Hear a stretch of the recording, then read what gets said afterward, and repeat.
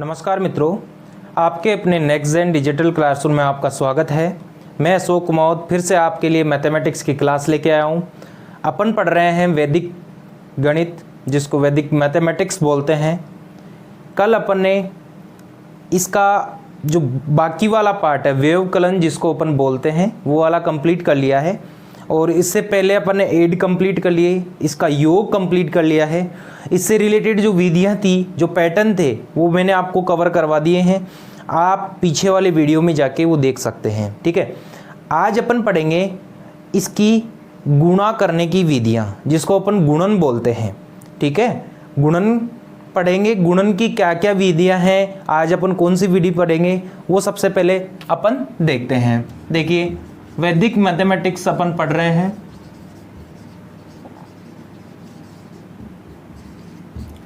सबसे पहले मैं अगर बात करूं वैदिक मैथमेटिक्स में, गुणन में जो मल्टीप्लाई होता है,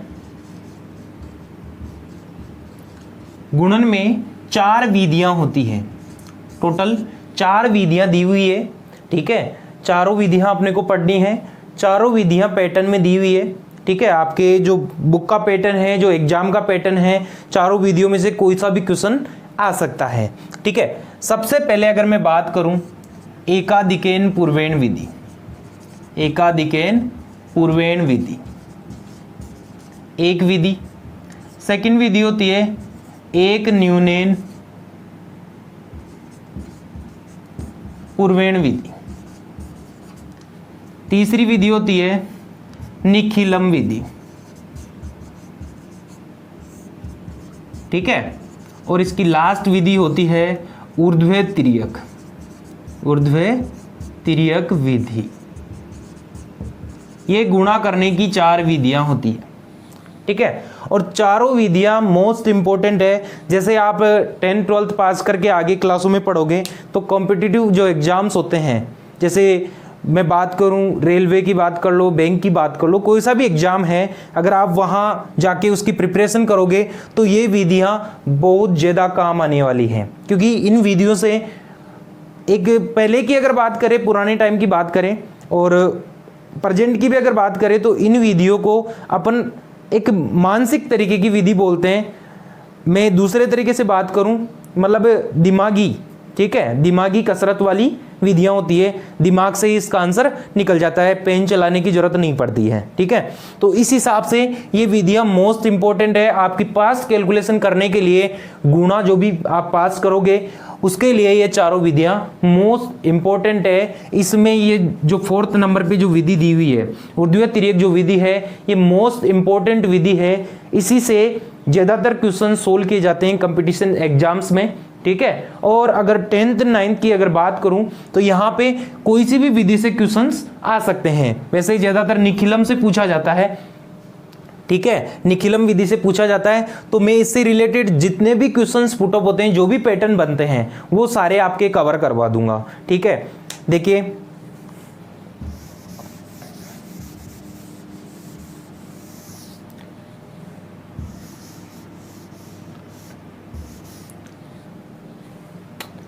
एकाधिकेन पूर्वेण विधि।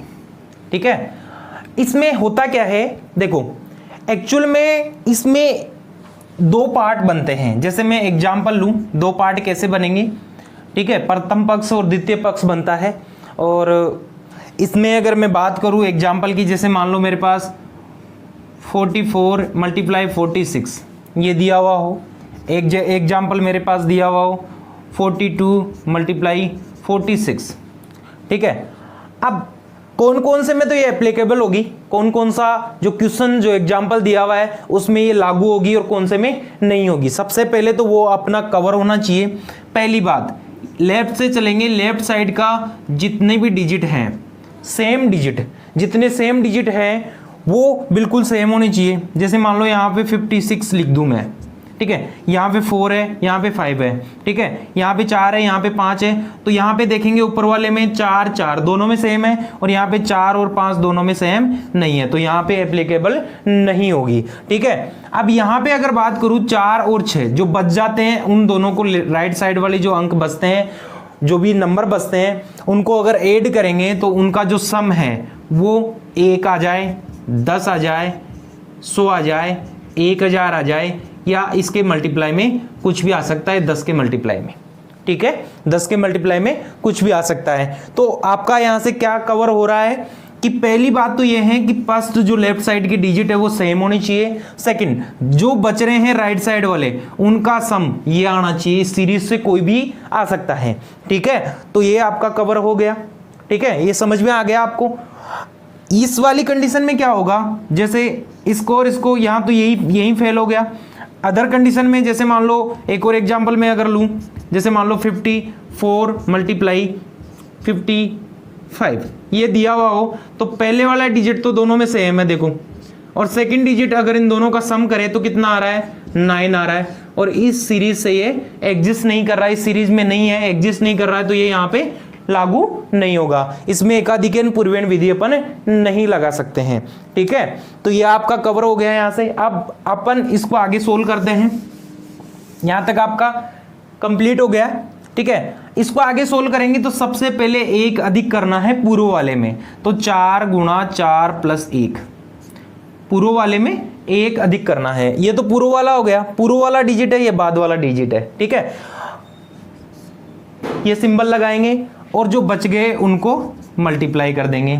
तो क्या हो जाएगा, यहां से अगर मैं बात करूं 4 मल्टीप्लाई 5 और इधर से 24, ये कितना हो गया, अगर मैं इसको देखूं 20 और यहां से 24, तो 2024 इसका आंसर हो जाएगा।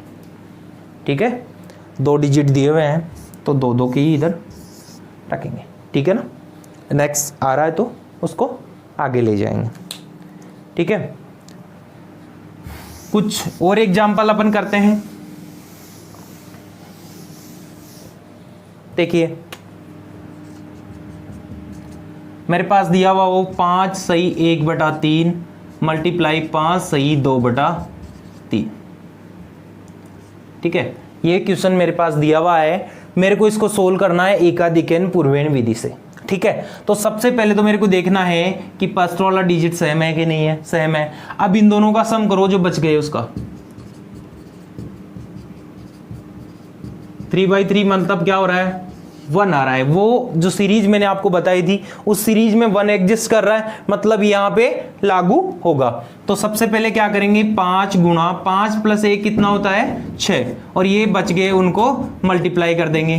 ठीक है, अपन देखेंगे इन दोनों को मल्टीप्लाई करेंगे 30 हो रहा है, इन दोनों को मल्टीप्लाई करेंगे 2/9, तो इसका आंसर क्या हो जाएगा, 30 सही 2/9 इसके लिए आंसर हो जाएगा। ठीक है, नेक्स्ट एक और क्वेश्चन अपन करते हैं। देखो जैसे मेरे पास दिया हुआ हो 4 5 4 गुणा 4 4 6। ठीक है, अब यहां से देखेंगे फर्स्ट वाला डिजिट तो दोनों में सेम है। ठीक है, और मैं इसको और भी बड़ा करना चाहूँ तो मैं ऐसे कर सकता हूँ, थोड़ा और भी बड़ा ले ले, ऐसे लिख लेते हैं। ठीक है, फर्स्ट ये दोनों सेम है तो क्या हो जाएगा, 10 गुणा 11, और इन दोनों का सम कितना हो रहा है, 100 हो रहा है ना। ठीक है, तो 54 गुणा 46, तो ये तो कितना हो जाएगा 110, और इन दोनों को गुणा करेंगे, 54 को और 46 को गुणा करेंगे 24 32।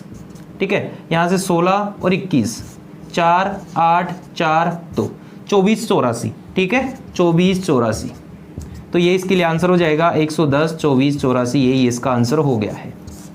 ठीक है, क्लियर है, जैसे दिया हुआ है वैसे की वैसे ही रखना है, आपको कुछ भी नहीं करना, कोई भी ट्रांसफर नहीं करना है। ठीक है, क्लियर हो गया ये। ठीक है ना, और इससे रिलेटेड कैसा भी क्वेश्चन अगर बन रहा है इजीली हो जाएगा, कोई दिक्कत नहीं है। बस आपको दो बात ध्यान रखनी है। एक तो ये बात ध्यान रखनी है कि लेफ्ट में सेम होना चाहिए और राइट में जो अंक बच गए उनका सम इस सीरीज में होना चाहिए 1 10 100 1000 10,000। ठीक है, और एग्जिस्ट करेंगे 10 के मल्टीप्लाई वाले। ठीक है, ये सीरीज आपकी होनी चाहिए जब लास्ट वाले जो बच रहे हैं उनका सम करेंगे तो।